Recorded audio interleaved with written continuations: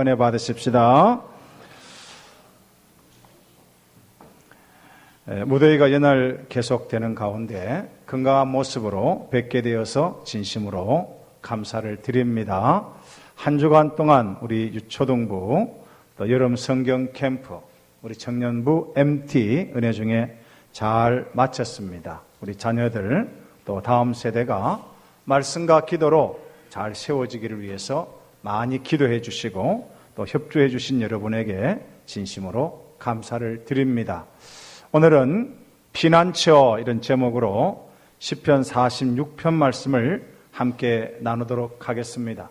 지금 많은 사람들이 더위를 피해서 피서지를 다니고 있습니다. 더우면 더운 대로, 추우면 추운 대로 우리는 피난처를 찾아 다니고 있습니다. 그러나 이 세상에 진정한 피난처는 없어요. 저 경험에는 여행을 갔다 와도 내 집만큼 편한 데는 없다, 그런 생각이 늘 들지요. 오직 우리의 진정한 피난처는 우리 주 예수 그리스도 하나님밖에 없는 줄을 믿습니다. 우리 주님께서 수고하고 무거운 짐진 자들아 다 내게로 오라, 내가 너희를 쉬게 하리라 그랬습니다. 찬송가 419장을 같이 한번 먼저 또 불러보겠습니다. 찬송가 419장 찬송 한 장 부르겠습니다. 주 날개 밑 내가 편안히 쉬네.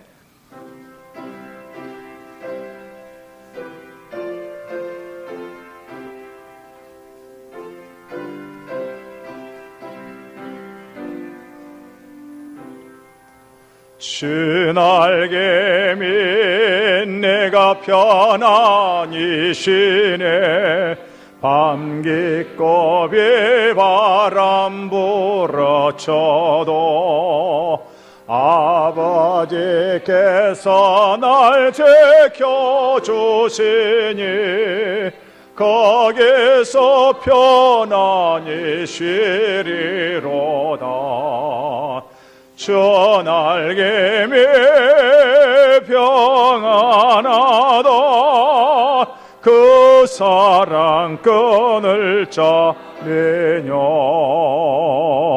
주 날개 밑 내 쉬는 영혼 영원히 거기서 살리. 주 날개 밑 나의 피난처 되니 거기서 쉬기를 원하노라. 세상이 나를 외롭지 못하나 거기서 평화를 누리리라. 주 날개 밑 평안하다. 그 사랑 끊을 자 미녀. 주 날개 밑 내 쉬는 영혼 영원히 거기서 살리. 주 날개 밑 참된 기쁨이 있고 고달픈 세상 길 가는 동안 나가기 숨어 돌보심을 받고 영원한 안식을 얻으리라. 주 날개 밑 평안하다. 그 사랑 끊을 자니뇨. 주 날개 밑 내 쉬는 영혼 영원히 거기서 살리. 아멘. 존 번연은 철로 역정을 썼습니다. 거기 보면 기독 성도가 장망성, 앞으로 망할 세상을 빠져나와서 근데 무거운 짐과 채강권을 가지고 나오는데 그 무거운 짐을 지고 늪에도 빠지고 자빠지기도 하고 힘들어요. 끙끙 걸으면서 그 무거운 짐을 지고 천성을 향해서 갑니다. 그러다가 십자가가 있는 언덕 위에 올라가는데 그 무거운 짐이 굴러 떨어져 버리는 거예요. 그래서 이 기독 성도가 얼마나 시원했겠어요. 그 가벼움, 자유, 해방감 맛보게 되는 거예요. 존 번연은 이렇게 말합니다. 아, 그리스도, 나의 눈에는 예수 그리스도를 제외하고는 아무것도 없다. 나는 이제 예수 그리스도의 피, 그의 매장, 그의 부활, 귀중한 사실을 이것저것 하나하나 내 마음속에 다 실험시켰고 나의 몸에 받은 은혜는 마치 부귀한 사람이 금괴를 은행에 저축하고 그 주머니에는 용돈만 가지고 사는 것과 같이 든든하다. 그래서 나의 전 재산은 예수 그리스도에게 저축했다 고백을 했습니다. 십자가 앞에 죄의 짐이 벗어졌다는 것이 얼마나 감사한지 몰라요. 그래서 오늘 우리가 이 세상을 살면서 많은 것이 속박합니다. 그러나 구원의 자유, 영혼을 자유케 하신 우리 주 예수 그리스도의 은혜가 우리 모두에게 충만하시기를 주의 이름으로 축원합니다. 오늘 시편 46편은 히스기야 통치 당시에 아수르 왕 산헤립의 침략으로 이스라엘 전체는 물론 이 예루살렘까지 포위를 당했어요. 그래서 예루살렘에 침략한 그 군대 숫자가 18만 5천 명, 엄청난 숫자가 포위를 했습니다. 예루살렘에 사는 사람들이 얼마나 두려웠겠습니까? 우리가 남북 분단 70년의 역사를 지나면서 늘 전쟁의 위험에 있는데 지금 만일에 그 적들이 와서 이 서울을 포위하고 수도권을 포위했다면 우리가 사는 것이 아니죠. 먹는 것이 아니겠죠. 두려움. 그런데 하나님께서 그날 밤에 하나님이 찾아오셔서 18만 5천 명을 싹 진멸시켜 다 죽여버린 거예요. 그 다음날 아침에 보니까 시체로 전부 변해돼 버린 거예요. 어떻게 이런 역사가 있겠습니까? 하나님이 그의 백성을 보호하시기 위해서 그의 언약의 백성, 택한 백성들, 영적인 이스라엘, 그들을 보호하기 위해서 역사하게 될 때는 우리가 생각하지 않았던 그런 놀라운 기적적인 일들이 벌어진다는 것을 믿으시기를 주의 이름으로 축원합니다. 지금 여러분 둘러싸고 있는 가정적인 문제, 직장의 문제, 돈, 여러 가지 관계, 복잡한 문제가 많이 있습니다. 그 복잡한 문제를 어떻게 말을 했느냐 하면 2절, 3절에 그러므로 땅이 변하든지 산이 흔들려 바닷 가운데에 빠지든지 바닷물이 솟아나고 뛰놀든지 그것이 넘침으로 산이 흔들릴지라도. 여러분 인생이 그렇다는 거예요. 땅이 변하는, 산이 흔들리는, 바다가 솟아나는 거예요. 지진이 일어나고 홍수가 나고 요 근래에 일본, 필리핀, 라오스, 중국 이런 세계 전역에서 지금 이 천재지변이 막 일어나고 있습니다. 얼마나 위험합니까? 이 괴력을 가진 것이 천재지변이에요. 우리 주위에 있는 이 모든 사건들이요, 괴력을 가지고 괴력을 가지고 있어요. 가만히 있는 우리의 마음을 막 흔든다니. 그거 자식일 수도 있고요, 직장일 수도 있고요. 하여튼 이것이 저도 지난 한 주간에 속을 뒤집이는 일들이 막 있었어요. 사실은 속을 뒤집이는 게. 남의 자식을 키우면 더 좋겠다 이런 마음이 들 정도로 확 뒤집혀요. 이런 것들이 얼마나 우리 이 삶에 많은지 몰라요. 1999년 12월 31일 제가 선교지에 있었습니다. 마음을 졸이게 했습니다. 이제 1000년이 지나 2000년으로 간다. 그래서 새 천년의 역사가 오게 된다. 그래 되면 컴퓨터 시스템이 작동이 잘못되어 가지고 멈추거나 오작동이 일어나서 특별히 비행기 타는 것은 조심해야 되고, 기차도 조심해야 되고, 또 은행에 돈은 빨리 다 찾아야 되고, 이렇게 하고, 우리 선교본부에서는 명령서가 와서 남자들은 선교지를 지키고 아내와 아이들은 한국에 일단 철수하고, 모스크바 얼마나 춥습니까? 그러니까 거기서 가스 준비를, 부탄가스 동이 났어요. 부탄가스 준비하고, 물통이란 물, 욕조란 욕조, 물 다 받아놓고, 또 좀 센터 같은 데는 기름을 준비하고, 이렇게 분위기가 살벌하더라고요.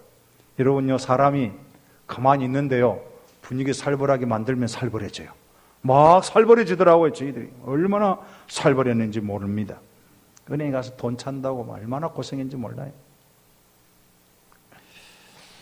얼마 전에 우리나라 전쟁 소문이 있었어요. 몇 해 전 이야기지만, 해외 일가 친척들이 아마 전화가 왔을 거예요.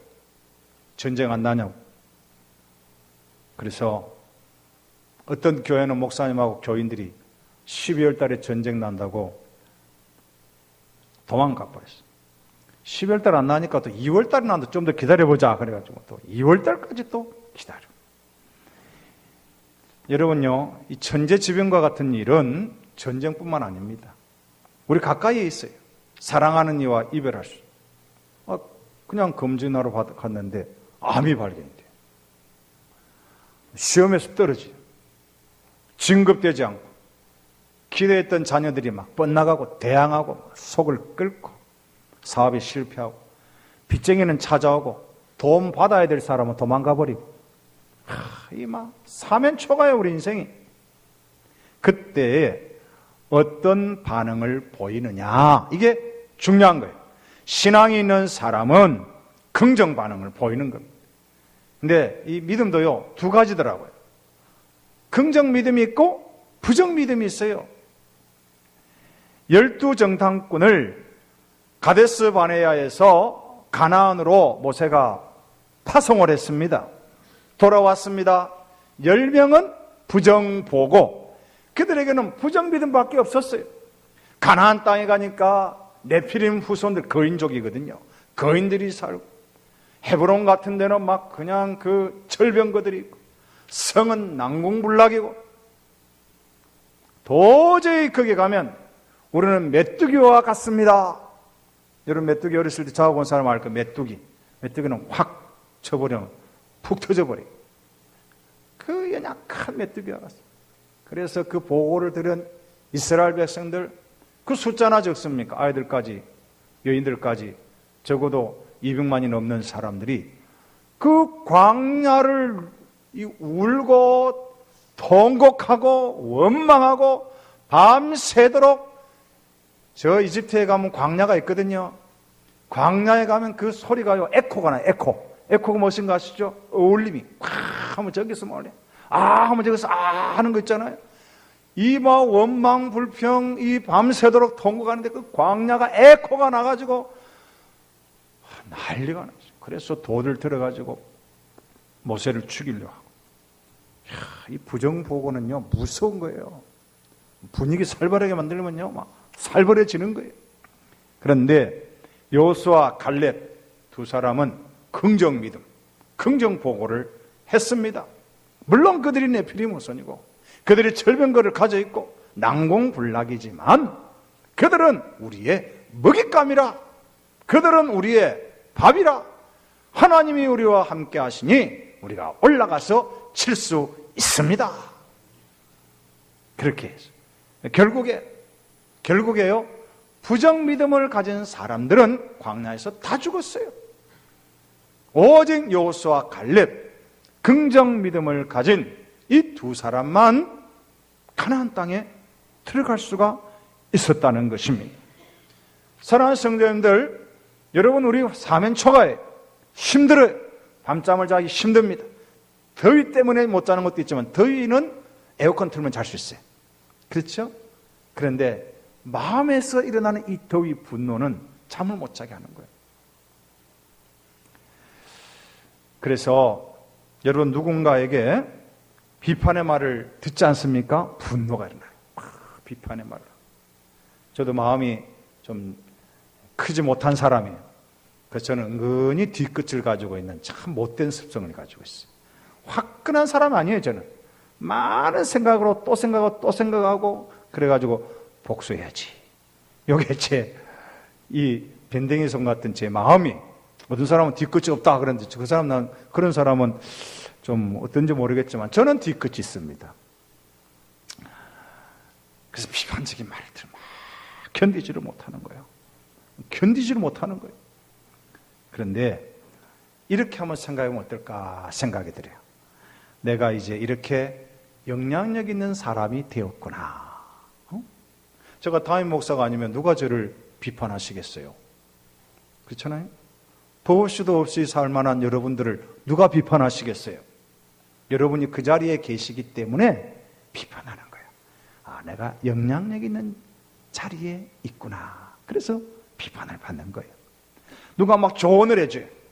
설교를 하고 나면, 요즘에는 제가 저희 아내에게 화를 잘 안 내요. 근데 30대 뭐 설교를 하고 20대 더더군다나 막 지는 척이야. 막 전도사 때 얼마나 혈기 있게 막 설교를 했겠어요. 설교인지 웅배인지 모르게 막 고함을 팍팍 치고 나면 내려오면 우리 집사람이 당신 왜 그리 소리를 치냐고 이럴 수도 있고, 뭐 설교를 하면 당신은 왜 아브라함이라 해야 되는데 왜 이삭이라고 하느냐고 그러겠고, 꼭 지집에 갖고 말을 하고 왜 반대를 그렇게 이야기하냐고 이럴 수도 있고, 숫자가 또 통 틀리는 거예요. 막 통계가 틀리고 이러면 나름대로 모니터링을 해주는데 제가 못 참잖아요. 은혜 받을 생각 안 하고 비판할 생각만 하냐 당신은. 성도들 은혜를 받는데 당신은 왜 비판만 하냐고. 그래 무슨 은혜 받겠냐고 또 이렇게 하고 부부싸움을 하는 거지요. 그 나중에 이제 40대쯤 돼갖고 제가 저희 아내에게 부탁을 했습니다. 여보, 설교 마치고는 참고 뒷날 말해달라고. 그러면 내일 되면 내가 잊어버리기 때문에 오늘 꼭 해야 된다고 이렇게 말했죠. 누군가 나에게 조언을 해주면 더 귀한 일꾼 되라고 하는. 여러분요, 제가 목회를 해보니까 우리 교회 장로님들이 여기 이제 계시는데, 제가 이제 이 장로님들을 모시고 목회를 우리 교회 처음 하거든요, 사실은. 물론 모스크바에 장로님이 계시긴 계셨지만은, 정식적인 당회를 이렇게 거느리고 이렇게 이제 목회를 하는데요. 처음에 장로님들 저한테 뭐 이야기를 하면 제가 그걸 받아내기가 참 힘들더라고요. 근데 점점점 이제 한 8년 일이 지났잖아요. 지나니까 제가 가만히 생각하니까 우리 장로님들이 그런 어떤 조언이 없었으면 오늘의 내가 있겠나, 그런 생각을 하는 거예요. 그런 생각을 하는 거예요. 누군가 조언을 해주면 더 큰 일꾼 되라고 조언해 주는구나, 그런 생각을 자꾸 해야 그 사람이 그릇이 점점 만들어지는 것 아니겠습니까? 또 재정적인 어려움을 당한 분들이 있을 거예요. 재정적인 어려움. 그런데 이 재정적인 어려움을 당하다 보면요, 딱 이거는 시험됩니다. 우리가 믿음을 시험받을 수 있는 것이 어디서 제일 잘 드러나느냐 하면 돈이에요, 돈.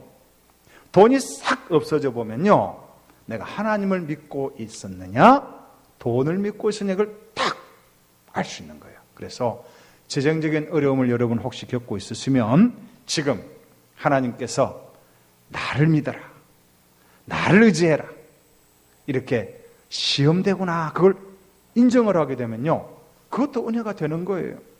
그 다음에 사랑했던 사람, 믿었던 사람이 배반을 할 수가 있어요. 그렇죠? 배반할 수 있어요.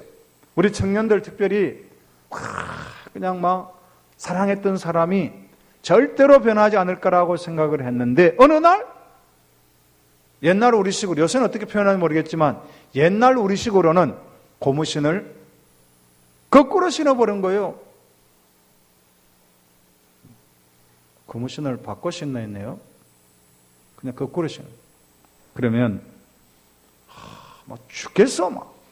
특별히 군대 갔는데 고무신을 거꾸로 신고 가버리면 어떤 마음이 들까요? 총을 가지고 가갖고 막 다 갈게 버려야 되겠다, 막 이런 마음이 들어요. 하고 나도 막 팍 죽어버려야 되겠다, 그런 마음이 든다니까요. 그게 안 당해본 사람 몰라 이게 무슨 말인지.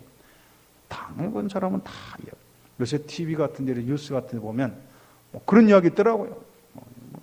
애인이 배반했다고 막 살해를 하고. 그럴 수 있거든요. 그런데요, 여러분, 사랑했던 사람, 믿었던 사람이 떠나면요, 믿음으로 그걸 승화시켜야 돼요. 그게 뭐냐 하면, 사람은 믿을 대상이 아니에요. 무슨 대상이에요? 사랑할 대상이에요. 할렐루야. 사랑해야 될 대상이지 믿을 대상이 아니에요. 시흥에 가면 우리 고려인 공동체가 있잖아요. 이 아르까지 목사님이 저 우즈베키스탄에서 한국에 오셔서 지금 이곳에서 나름대로 선교하면서 한 3,000평 땅을 빌려가지고 거기서 농사를 짓고 있습니다. 근데 그 아르까지 목사님은 만나는 사람, 처음에 딱 만나면 인사를 하고 나면 좀 차를 한잔하면서 꼭 그 이야기를 해요. 제가 몇 번 그분에게 들었는데 그 이야기가 뭐냐면, 목사님, 지금의 목사님의 모습은 참모습이 아닙니다 그래요. 3년 지나봐야 압니다. 그 이야기를 해요. 3년 지나봐야 해요. 여러분요, 예수님도 마찬가지예요. 제자 훈련 시켰어요. 먹고 자고 기적도 보여주고 얼마나 많은 투자를 하고 애를 쓰셨는데 3년 지나니까 배반하고 떠나더라는 거죠. 3년 가봐야 알아요. 그러니까 사람을 너무 의지하지도 말고 처음에 만났는데 막 홀딱 빠지지도 말고 사람은 사랑할 대상이지 믿어야 될 대상이 아니다. 막 그렇게 정리를 하고 그냥 보면 돼요. 여러분에게 지금 어떤 사람이 산업 파트너도 되고 친구도 되고 뭐 애인이 되고 만날 거예요. 3년은 좀 지나보세요. 그 앞에 뭐 얻은 거 다 주지도 말고 그렇게 지나는. 그런데 지나고 나서 보면 합력해서 선을 이루시는 하나님의 손길을 경험하게 되는 거예요. 그래서 아픈 만큼 성장하는 거예요. 아프지 않으면 절대 아이들이 안 아프고 크는 아이들이 없고요. 교회가 성장해가는 과정에서 진통 겪지 않고 성장하는 교회가 없고요. 반드시 어떤 진통을 겪게 되어 있으니 견디는 거예요. 쫙 견디는 거예요. 목회도 우리 친구 목사님이 이제 은퇴를 올해쯤 이렇게 하시는 걸로 알고 있는데 좀 조기 은퇴를 하셔서 그분이 20년 정도 목회를 했을 때에 우리 동기 모임에서 그런 이야기를 했어요. 어떻게 목사님 한 교회에서 개척을 해가지고 20년을 계실 수 있습니까? 하니까 한마디로 끝까지 참으면 됩니다. 다른 거 없어요. 끝까지 참으면 돼요. 여러분, 끝까지 참으면서 하나님의 선하신 손길, 합력해서 선을 이루시는 하나님의 은혜를 경험하시기를 주의 이름으로 부탁합니다. 4절 말씀을 같이 한번 읽어보겠습니다. 4절 같이 읽겠습니다. 시작. 한 시내가 있어 나뉘어 흘러 하나님의 성 곧 지존하신 이의 성소를 기쁘게 하도다. 아멘. 여기 한 시내는 생명의 물줄기인데 하나님으로부터 나오는 은혜의 강수를 말하는 거예요. 그것이 어디로 흘러가느냐 하면 하나님의 성소로 흘러들어가서 하나님의 성소를 기쁘게 하는 것입니다. 하나님의 백성들이 모이는 교회, 거기에는 무엇이 풍성해야 되느냐? 그것은 하나님의 은혜의 강수가 풍성해야 됩니다. 그래서 교회 와서 여러분이요, 은혜를 받아야 돼요. 교회 올 때 무거운 짐을 지고 오지 마세요. 막 무거운 마음으로, 물론 그걸 가지고 오지만은 오늘 교회 가서 내가 또 무슨 일을 당할까 이런 마음으로 오지만 교회 자체를 두려워하지 말란 말이에요. 세상에서 무거운 짐은 가지고 교회로 오지만 교회 자체가 부담이 안 돼야 되는 거예요. 그러기 위해서는 어떻게 해야 되느냐? 이 교회가 은혜의 강수가 풍성해야 되는데 그러면 그 은혜의 강수는 어떻게 또 나타낼 수 있느냐? 그것은 우리 성도의 말입니다. 말. 여러분이 저를 위해서 기도할 때도 오늘 장로님, 목사님 입술에 기름을 부어 주시옵소서. 그렇게 저를 위해서 꼭 기도해야 돼요. 저희 입술에서 막 분노가 타고 무슨 이상한 소리가 나오고 그러면 은혜가 다 사라져 버리잖아요. 그렇잖아요? 하나님 주의 종을 세우셔서 은혜로운 설교를 많이 하게 하옵소서. 계속 기도하시고 그리고 우리 성도 간에는 은혜로운 말을 해줘야 돼요. 좋은 점 말해주고 세워주고 격려하고 그렇게 하면 우리 교회가 은혜로운 성소가 되어줄 줄 믿습니다. 그래서 교회 와서 위로받고 가야 돼요. 회복되어야 돼요. 힘을 얻기가 돼요. 세상은 힘들고 어렵지만 교회 가면 목사님 얼굴 보면, 우리 장로님들, 우리 집사님들, 권사님들 만나고 나면 참 많이 회복되고 위로가 된다. 그러면 그런 교회는 부흥하고 성장하고 치유가 나타나고 역사가 나타나는 그런 교회가 되어진다, 그 말입니다. 자, 5절을 보겠습니다. 5절 같이 읽어볼까요? 5절 시작. 하나님이 그 성 중에 계심에 성이 흔들리지 아니할 것이라 새벽에 하나님이 도우시리로다. 아멘. 이게 보면 하나님이 함께하는 나라, 하나님이 함께하는 도시, 하나님이 함께하는 가정은 흔들리지 아니한다, 그 말입니다. 18만 5천 명이 지금 예루살렘을 포위하고 있지만 하나님이 함께하시니 언제 도와주시냐? 새벽에 도와주셨다, 그 말이에요. 이 새벽이라고 하는 것은 긴급히 매일매일 필요한 상황에서 속히 도와주신다, 그런 말씀입니다.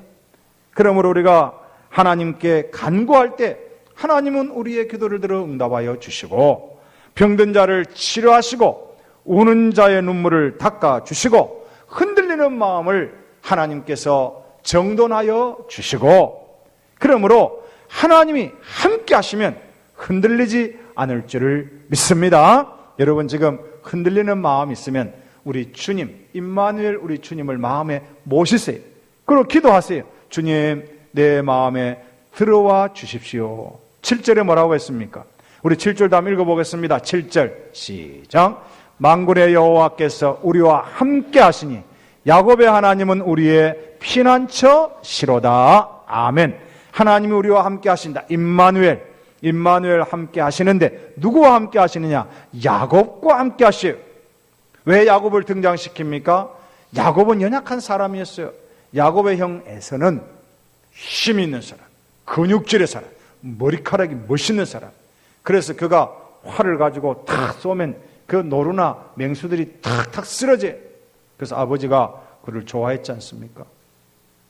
그런데 이 야곱, 좀 꾀가 많고 엄마 옆에서 밧줄이나 쓰고. 그런데 하나님은 누구를 택하셨느냐? 야곱을 택했다는 거예요. 이 세상에 능력 있는 사람 많습니다. 우리보다 잘난 사람 훨씬 많아요. 그러나 하나님께서 우리를 택하시고 영적 이스라엘 백성 삼아 주셨으니 하나님이 우리와 함께 하시는 줄을 믿으시기를 바랍니다. 그리고 그 하나님이 우리의 피난처라, 그 말이에요. 하나님께로 나가십시오. 힘들고 어려울 때마다 하나님께 나가십시오.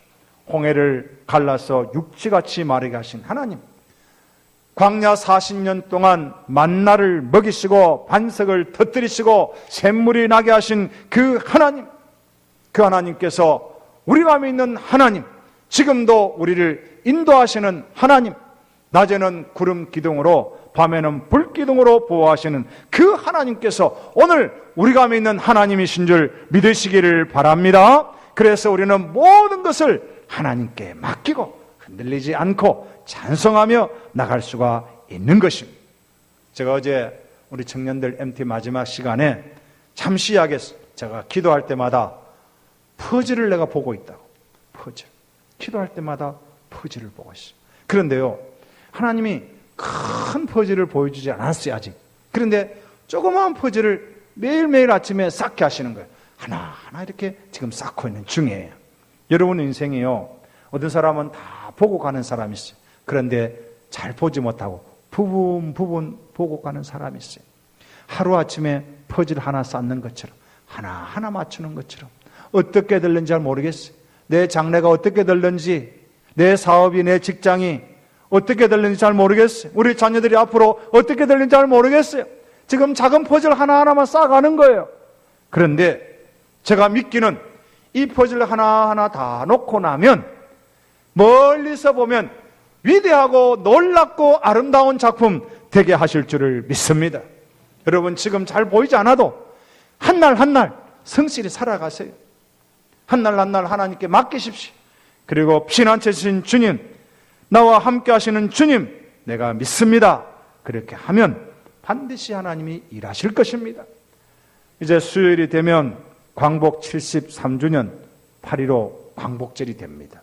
45년 8월 15일 우리가 그렇게 기대했던 광복이 되었습니다. 물론 김구 선생 같은 경우는 그날이 너무나 원통하다고 했지만, 왜냐하면 우리 자력으로 독립을 해야 되는데 외세가 도와줬기 때문에 그런 분도 있습니다만, 그러나 전체적으로는 하나님이 행하신 일이에요.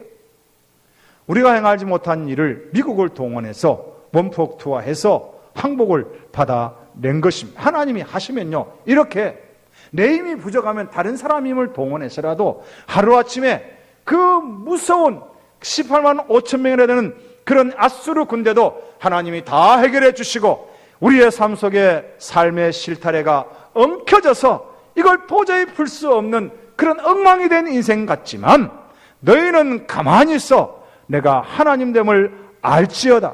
내가 문나라 중에서 높임을 받으리라. 10절 같이 한번 읽어보겠습니다. 10절 시작. 이르기를 너희는 가만히 있어 내가 하나님됨을 알지어다. 내가 문나라 중에서 높임을 받으리라. 내가 세계 중에서 높임을 받으리라 하시도다. 아멘. 가만히 있어. 너희는 가만히 있어. 내 꾀를 의지하지 말고, 내 힘도 의지하지 말고, 하나님이 행하신 일에 맡기고 하나님의 손에 올려드리면 하나님이 일하실 것이다. 그리고 세계 중에 하나님이 높임을 받게 될 것이다. 그러므로 11절의 고백이 다시 나오는 것입니다. 11절 다시 한번 읽어보겠습니다. 시작. 만군의 여호와께서 우리와 함께 하시니 야곱의 하나님은 우리의 피난처시로다. 셀라. 아멘. 하나님은 우리와 함께 하시니 하나님은 우리의 피난처가 되십니다. 무더위 가운데, 이 폭염이 지속되는 가운데 우리 다 하나님을 의지하고 믿음으로 승리하는 하루하루 복된 삶을 살아가는 우리 모두가 되시기를 주의 이름으로 축복합니다. 기도하겠습니다.